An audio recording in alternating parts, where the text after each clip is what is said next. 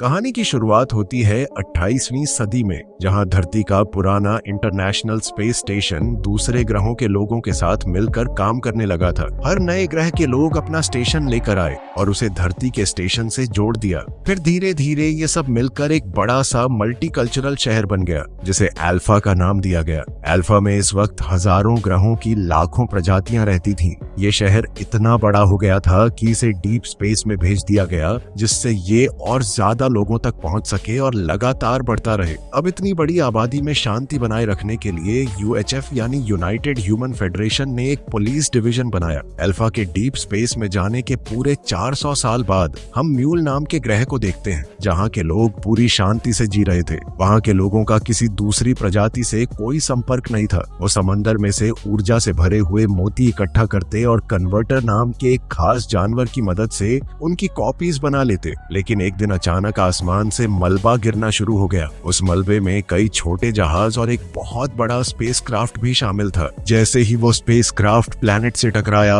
तो एक भयंकर विस्फोट हुआ, जिसने पूरे ग्रह और उस पर मौजूद हर जीव को मिटा दिया। खुशकिस्मती से उनकी ट्राइब के लीडर और कुछ बाकी लोग एक जहाज के अंदर छुपने में कामयाब रहे, लेकिन दरवाजा बंद करते वक्त ताला टूट गया और राजकुमारी लिम बाहर ही रह गई। जब उसके आसपास पूरा ग्रह तबाह हो रहा था, तब विस्फोट की चपेट में आने से पहले उसने अपनी आत्मा को ऊर्जा की एक लहर के रूप में छोड़ दिया। उसकी आखिरी उम्मीद थी कि उनका संदेश किसी तक पहुंच जाए। अब ये ऊर्जा की लहर यूएचएफ के मेजर वलीरियन तक पहुंच गई। वलीरियन अपनी साथी सार्जेंट सोफी के साथ सफर करता था। वो सोफी के साथ रिश्ता बनाना चाहता था, लेकिन सोफी हर बार उसे मना कर देती। उसका मानना था कि वलीरियन दिल फेंक आशिक है, वो हमेशा उसके साथ नहीं रहने वाला। अब वलीरियन ने जहाज की एआई एलेक्स से अपने दिमाग का स्कैन करने को कहा। एलेक्स ने बताया कि उसके दिमाग में कुछ बाहरी ऊर्जा की लहरें पहुंची हैं। इसके बाद वो दोनों प्लैनेट कायरियन पर गए। वहां उन्हें डिफेंस मिनिस्टर का संदेश मिला। मिनिस्टर ने उनसे कहा कि वो उस प्रजाति के आखिरी कन्वर्टर को बचाएं और उसे अल्फा में लेकर आएं। ये मिशन बहुत ही खुफिया था। फिर दोनों तुरंत इस मिशन के लिए रवाना हो गए। जैसे ही वो लोग वहां पहुंचे, उन्होंने अपने कपड़े बदल लिए ताकि आम टूरिस्ट्स की तरह दिख सके। फिर वहां उनकी मुलाकात मेजर गिब्सन और उसकी टीम से हुई, जो इस मिशन में उनकी मदद करने वाली थी। योजना के मुताबिक वलीरियन को एक वर्चुअल बाजार में घुसना था और फिर एक खास पॉइंट पर सोफी से मिलकर सामान का ट्रांसफर करना था।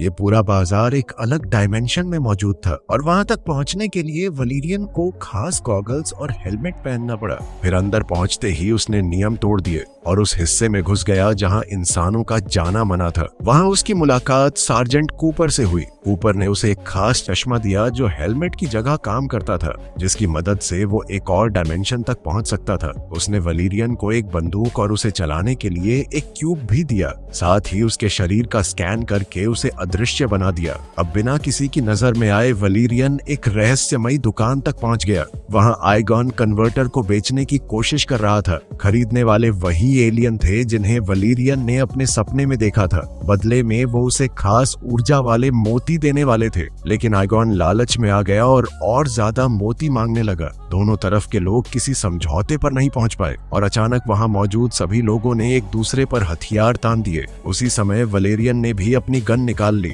इसी के साथ वो सबके सामने आ गया। वहीं दूसरी ओर सोफी और बाकी टीम बाजार को घेरने वाली दीवार के पीछे पहुंच चुकी थी। उन्होंने वॉच टावर में खड़े गार्ड को एक खास गन से निशाना बनाया। उस गन की मदद से वो गार्ड की हर हरकत को कंट्रोल कर सकते थे। फिर उन्होंने दीवार में एक सुराख बनाया ताकि सोफी उसके पार जा सके। फिर सोफी सीधे ड्रॉप पॉइंट तक पहुंची। वहां उसने एक खास बॉक्स एक्टिवेट किया, जो उसके पास होने के बावजूद दूसरे डायमेंशन में आइगन के सामने आ गया। और जैसे ही उसने कन्वर्टर बॉक्स के अंदर रखा, सोफी ने उसे तुरंत डीएक्टिवेट कर दिया। बॉक्स तुरंत उसके पास वापस आ गया और वो उसे वैन में ले गई। लेकिन वलीरियन अभी भी वहीं रुक गया। वो खास मोती को भी साथ ले जाना चाहता था। उसने चुपचाप निकलने की कोशिश की, लेकिन उसका हवा में तैरता हुआ हाथ गार्ड्स के एलियन कुत्ते की नजर में आ गया और कुत्ता तुरंत उस पर झपटा और देखते ही देखते वहां गोलीबारी शुरू हो गई। सोफी ने समझ लिया था कि वलेरियन मुसीबत में फंस गया है, इसलिए उसने तुरंत टीम को खबर दी। फिर टीम ने कूपर को मदद के लिए भेजा, लेकिन कुछ ही देर में वो भी उस एलियन कुत्ते के हमले का शिकार बन गया। अदृश्य होने की वजह से वलेरियन दुकान से निकलने में सफल हो गया,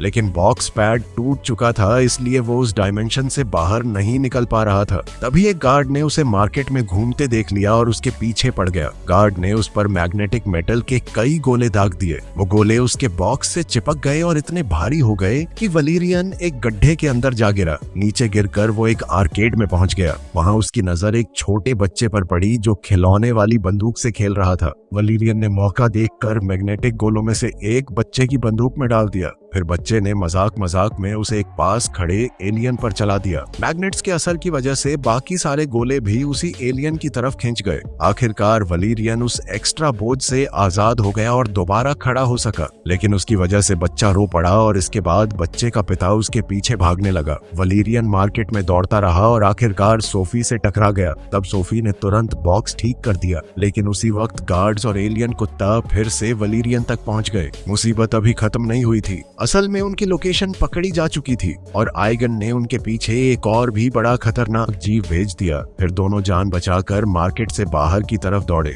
इस दौरान उनके कंट्रोल वाला एलियन उस विशाल जीव पर गोलियां चलाकर उसे रोकने की कोशिश करता रहा। आखिर में सब लोग अपनी गाड़ी तक पहुंच गए, लेकिन वो दानव बहुत तेज था और कुछ ही पलों में उनके पास आ गया। उसने सीधा उनकी वैन पर छलांग लगा दी। फिर पूरी टीम ने उस पर गोलियां बरसाई, लेकिन कोई असर नहीं हुआ। तब वलेरियन ने एलेक्स से संपर्क किया और एआई को उनका स्पेसशिप बुलाने का हुक्म दिया। जैसे ही जहाज पास आया, वलेरियन और सोफी खिड़की से बाहर कूदकर सुरक्षित तरीके से उसमें सवार हो गए, मगर वो दानव भी उनके पीछे जहाज पर चढ़ गया। लेकिन फिर जैसे ही स्पेसशिप ने रफ्तार पकड़ी और एक्सोस्पेस से बाहर निकला तो दानव संतुलन खो बैठा और नीचे गिर गया। उधर सोफी ने कन्वर्टर को एक ट्रीटमेंट कैप्सूल के अंदर सुरक्षित रख दिया था। इसके बाद वलेरियन ने एलेक्स से उस खास मोती की जांच करने को कहा। जांच में पता चला कि उस मोती के अंदर बेपनाह ऊर्जा छुपी हुई थी, लेकिन जब उसने सिस्टम में उस ग्रह की जानकारी देखनी चाहिए तो उस पर रिस्ट्रिक्टेड एक्सेस दिखाया गया, यानी उस ग्रह से जुड़ी जानकारी छुपा कर रखी गई थी। फिर कुछ देर बाद सोफी भी डेक पर आ गई। अब वलेरियन ने एक बार फिर शादी का प्रस्ताव रखा, लेकिन इस बार भी सोफी ने उसे नजरअंदाज कर दिया।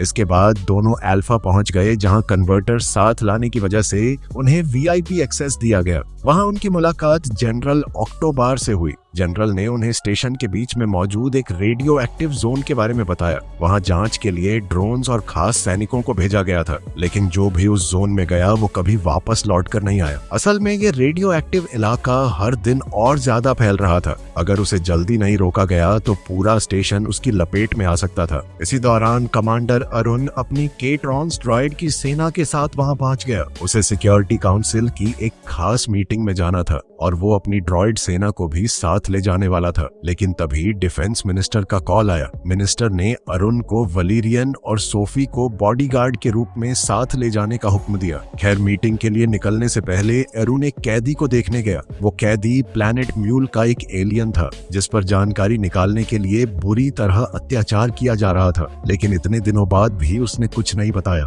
फिर अरुण ने अपने आदमियों को ऑर्डर्स दिए कि अगर 1 घंटे के अंदर इसने कुछ नहीं बताया तो मार देना इसे। फिर जाने से पहले उसने अपने केट्रॉन्स ड्रॉइड्स को भी याद दिलाया कि अगर मिशन गलत हो गया तो उन्हें क्या करना है। उधर हम देखते हैं कि सोफी कन्वर्टर को मीटिंग में साथ लेकर गई थी। अरुण उसे सौदे की तरह इस्तेमाल करना चाहता था, लेकिन सोफी ने कन्वर्टर उसके हवाले करने से साफ मना कर दिया। उसने उसे खुद के पास सुरक्षित रखा। इसके बाद वलेरियन अरुण के साथ मीटिंग में दाखिल हुआ। वहीं सोफी बाहर खड़ी होकर रखवाली करने लगी। तभी उसके पास 3 छोटे एलियंस आए। वो डोगन डागिस प्रजाति के थे और उन्होंने उसकी मदद करने का ऑफर दिया। सोफी ने उनसे प्लैनेट म्यूल के बारे में पूछा तो उन्होंने बताया कि इस मामले के सबसे बड़े एक्सपर्ट मेजर सैम्क थे, लेकिन 3 साल पहले उनकी रहस्यमयी तरीके से मौत हो गई थी। उन्होंने ये भी चेतावनी दी कि कुछ लोग जल्दी ही कन्वर्टर को चुराने की कोशिश करेंगे। इतना कहना ही था कि अचानक पूरे स्टेशन में अलार्म बजने लगा। हमलावर दीवारों के अंदर से गुजर गुजरते हुए आगे बढ़ रहे थे। ना ही सिक्योरिटी काउंसिल उन्हें देख पा रही थी और ना ही स्टेशन की एआई सिस्टम्स। फिर कमांड रूम के ऑफिसर्स जब वहां से निकलने लगे तब उन्हें पता चला कि बिजली बंद हो चुकी है, साथ ही सारे रास्ते भी लॉक कर दिए गए थे। तभी सोफी तुरंत वलीरियन के पास पहुंची और दोनों मिलकर कमांडर को सुरक्षित बाहर निकालने की कोशिश करने लगे। लेकिन अचानक दीवार में जोरदार विस्फोट हुआ। अब म्यूल प्लैनेट के कई सारे एलियंस अंदर घुस आए और उन्होंने सब पर एक चिपचिपा लिक्विड छोड़ना शुरू कर दिया। वो लिक्विड पल भर में लोगों को ककून के अंदर कैद कर देता था। जैसे ही वलीरियन ने देखा तो उसने ककून में फंसने से पहले एक छोटा कैप्सूल अपने मुंह में डाल लिया। फिर कुछ ही देर में वो भी चिपचिपे ककून के अंदर कैद हो गया। मगर म्यूल के एलियंस अरुण को ककून समेत लेकर वहां से चले गए। उनके जाने के बाद वलीरियन के मुंह में छुपे कैप्सूल में से एक मकड़ी जैसा छोटा ड्रॉइड बाहर निकला और ड्रॉइड ने ककून को काट दिया। इस तरह वलीरियन होश में आया और अपनी कैद से बाहर निकलने में कामयाब हो गया। इसके बाद वलीरियन ने सोफी को भी ककून से आजाद कर दिया। उसने अपना चाकू सोफी को दे दिया ताकि वो बाकी लोगों को आजाद कर सके, जबकि वो खुद एलियंस का पीछा करने लगा। उधर कमांड रूम की बिजली वापस आ गई थी। सोफी ने स्क्रीन पर अरुण और उसके किडनैपर्स की लोकेशन ट्रैक कर ली और फिर वो कम्युनिकेटर के जरिए लगातार वलीरियन को रास्ता बताती रही। उन तक जल्दी पहुंचने का सिर्फ एक ही तरीका था, बीच की दीवार तोड़कर सीधा आगे बढ़ना। इसलिए वलीरियन ने अपने सूट की मदद से दीवार तोड़ दी और अंदर घुस गया। इसके बाद वो अल्फा स्पेस स्टेशन के अलग अलग हिस्सों से गुजर रहा था। कहीं रेगिस्तान था, कहीं जंगल, तो कहीं बिल्कुल अलग दुनिया जैसा माहौल। आखिरकार एलेक्स भी अपना स्पेसशिप लेकर उसके पास पहुंच गई। तब तक एलियंस भी एक एयरक्राफ्ट में सवार हो चुके थे। उसी पल एक तेज रफ्तार चेस शुरू हो गई। इधर वलीरियन ने उनके जहाज पर गोलीबारी शुरू कर दी, लेकिन दुश्मन का स्पेसक्राफ्ट अचानक सैकड़ों छोटे छोटे जहाजों में बंट गया। वलीरियन ने उस जहाज का पीछा किया जिसमें उसे लगा कि अरुण मौजूद है, लेकिन उसका स्पेसक्राफ्ट बहुत बड़ा था। वो उन तंग और टेढ़े मेढ़े रास्तों में दुश्मन का पीछा नहीं कर सकता था, इसलिए उसने स्काई जेट का इस्तेमाल करने का फैसला किया। उसने हुक की मदद से दुश्मन के जहाज को पकड़ लिया। अब जहाज जहां भी जाता वलीरियन उसके साथ खींचता चला जाता, लेकिन इस वजह से उसका कंट्रोल खत्म हो गया था। तभी दुश्मन उसे घसीटते हुए डेड जोन के अंदर ले गया। जैसे ही वो वहां पहुंचा, सोफी का उससे हर तरह का संपर्क टूट गया। सोफी तुरंत उसे बचाने जाना चाहती थी, लेकिन जनरल ऑक्टोबार ने उसे रोक दिया। उसने अपने सैनिकों को आदेश दिया कि सोफी को हिरासत में ले लिया जाए, लेकिन ले जाने से पहले सोफी ने जनरल के मन में एक सवाल पैदा कर दिया। अगर प्लैनेट म्यूल तबाह हो चुका था तो उसके एलियंस यहाँ कैसे मौजूद थे, और अगर वो इतने बुरे थे तो उन्होंने सिक्योरिटी काउंसिल के सभी लोगों को जिंदा क्यों छोड़ा। कहीं ना कहीं कोई सच छुपाया जा रहा था। फिर जैसे ही सोफी नजरों से दूर हुई तो जनरल बार ने डेटाबेस में प्लैनेट म्यूल की फाइल खोलने की कोशिश की, लेकिन हैरानी की बात यह थी कि उसके पास भी इस जानकारी को देखने की इजाजत नहीं थी। उधर सोफी को ले जा रहे गार्ड्स के साथ उसने चालाकी करने की सोची। उसने कहा कि सुरक्षा के लिए उसे हथकड़ी लगा देनी चाहिए। फिर जैसे ही गार्ड्स उसके करीब आए, सोफी ने उन्हें पकड़ लिया और कुछ ही पलों में दोनों गार्ड्स बेहोश जमीन पर पड़े थे। अब आजाद होते ही वो डोगान डगीज के पास पहुंची। उसने उनसे वलीरियन की एग्जैक्ट लोकेशन तक ले चलने को कहा। फिर वो चारों मिलकर बॉब नाम के आदमी से मिलने गए। बॉब उनकी मदद करने वाला था, लेकिन उसके लिए पहले उन्हें एक बहुत खास जीव पकड़ना था जिसका नाम है कॉर्टेक्स जेलीफिश। फिर सोफी बॉब की सबमरीन में सवार हो गई और सबमरीन उसे गहरे पानी के अंदर ले गई। वहां वो ब्रोमोसॉर्स नाम के विशाल जानवरों की तलाश करने लगे। ये बड़े बड़े प्राणी अपनी पीठ पर कॉर्टेक्स जेलीफिश को लेकर घूमते थे। खैर, फिर बॉब ने सबमरीन के खास पंजों का इस्तेमाल करके ब्रोमोसॉर की पीठ से जेलीफिश निकालने की कोशिश की, लेकिन जेलीफिश को निकालना इतना आसान नहीं था और काफी जोर लगाना पड़ा। इस वजह से ब्रोमोसॉर्स गुस्से में आ गए। उसी पल 3 ब्रोमोसॉर्स पानी के अंदर उनका पीछा करने लगे, लेकिन खुशकिस्मती से सबमरीन काफी तेज थी और एक तंग रास्ते से गुजरते हुए उन्होंने उनसे पीछा छुड़ा लिया। फिर जमीन पर वापस आने के बाद डोगन डगैस ने सोफी को बताया कि उसे जेलीफिश अपने सिर पर रखनी होगी और वो उसे अपनी मंजिल दिखाएगी, लेकिन उसे 1 मिनट से ज्यादा ऐसा नहीं करना था, वरना जेलीफिश उसकी यादें खाना शुरू कर देगी। तब सोफी ने उनकी बात बात मानी और अपनी हद से आगे बढ़कर वो 1 मिनट 10 सेकंड तक जेलीफिश के नीचे रही। आखिरकार उसने वलीरियन की लोकेशन देख ली। उसके सामने एक बोर्ड नजर आया जिस पर लिखा था L630E। तब दोगान डगेस ने तुरंत पहचान लिया कि इसका मतलब लेवल 630 ईस्ट था। फिर सोफी अपने साथी को बचाने के लिए तुरंत निकल पड़ी। लेकिन इसी दौरान डोगन डगीस जनरल बार के पास गए और उसे अरुण के छुपाए हुए एलियन कैदी के बारे में बता दिया। ये सच जानकर जनरल बार ने तुरंत पूछताछ में शामिल सभी लोगों को गिरफ्तार कर लिया और म्यूल एलियन की मदद करने की कोशिश की। लेकिन एलियन ने मरने से पहले एक संदेश देने के लिए अपना शरीर फाड़ दिया, बिल्कुल वैसे ही जैसा राजकुमारी ने किया था। उसने कमांडर को बताया कि हम लोग मजबूरी में हमला कर रहे हैं, हमारी एक चीज है तुम्हारे पास। इसके बाद जब सार्जेंट नेजा ने एलियन का डीएनए डेटाबेस में चेक किया तो हैरानी की बात यह थी कि उस प्रजाति का कोई रिकॉर्ड मौजूद ही नहीं था। इसका मतलब या तो वो लोग कभी मौजूद थे ही नहीं या फिर किसी ने जानबूझकर उनके सारे रिकॉर्ड्स मिटा दिए थे।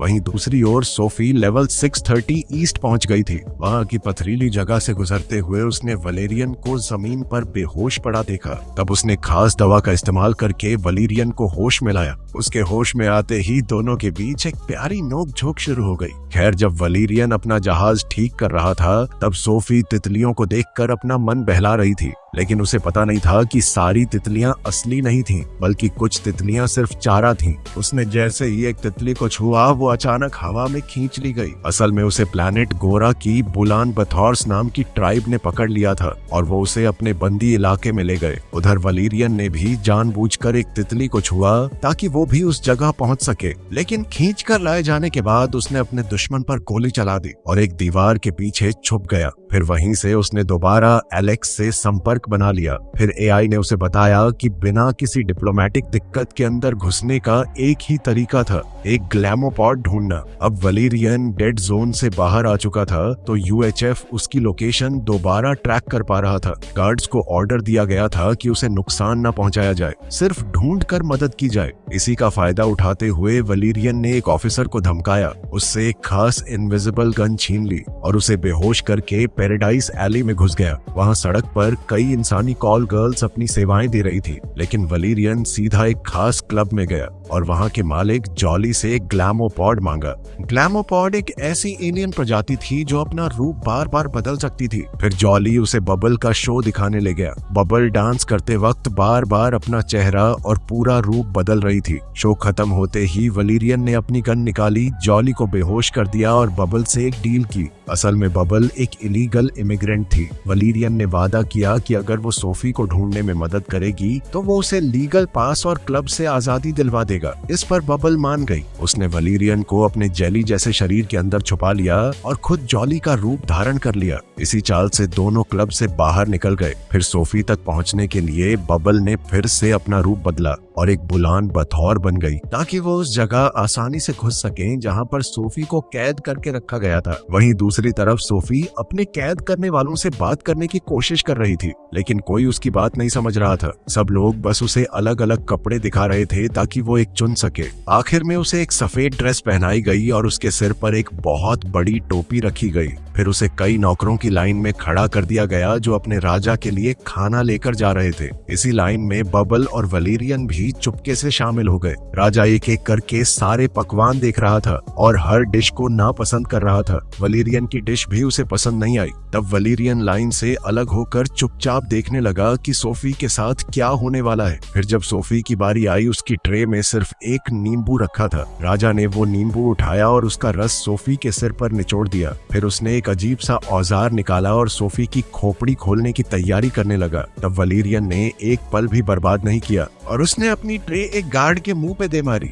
उसके हथियार छीन लिए और बाकी गार्ड से लड़ना शुरू कर दिया। लड़ते लड़ते वो सीधा राजा पर जा कूदा और उसे मार डाला। आखिरकार सोफी आजाद हो गई थी। उसने भी एक मरे हुए गार्ड की तलवार उठा ली और अब सोफी, बबल और वलेरियन तीनों मिलकर गार्ड से लड़ने लगे। लेकिन दुश्मन तो खत्म होने का नाम ही नहीं ले रहे थे। नए गार्ड्स लगातार आते जा रहे थे और लड़ाई और भी ज्यादा खतरनाक होती जा रही थी। तभी वलेरियन ने तुरंत एक प्लान बनाया। उसने सोफी का हाथ पकड़ा और ऐसा दिखाया जैसे वो सीधा दुश्मनों पर हमला करने वाला हो। लेकिन अगले ही पल वो दोनों बबल के साथ एक गड्ढे में कूद गए और नीचे एक नए इलाके में जा पहुंचे। वहीं दूसरी तरफ कमांड रूम में जनरल बार डिफेंस मिनिस्टर से बात कर रहा था। उसने अरुण की खास फाइल्स देखने की मांग की। मिनिस्टर पहले हिचकिचाया, लेकिन आखिरकार उसने इजाजत दे दी। फाइल्स में लिखा था कि प्लैनेट म्यूल जंग के दौरान एक एक्सीडेंट में तबाह हो गया था और वहाँ कोई आबादी नहीं थी। लेकिन जनरल बार तुरंत समझ गया कि यह झूठ था। जब उसने ये जानने की कोशिश की कि उस ऑपरेशन का जिम्मेदार कौन था,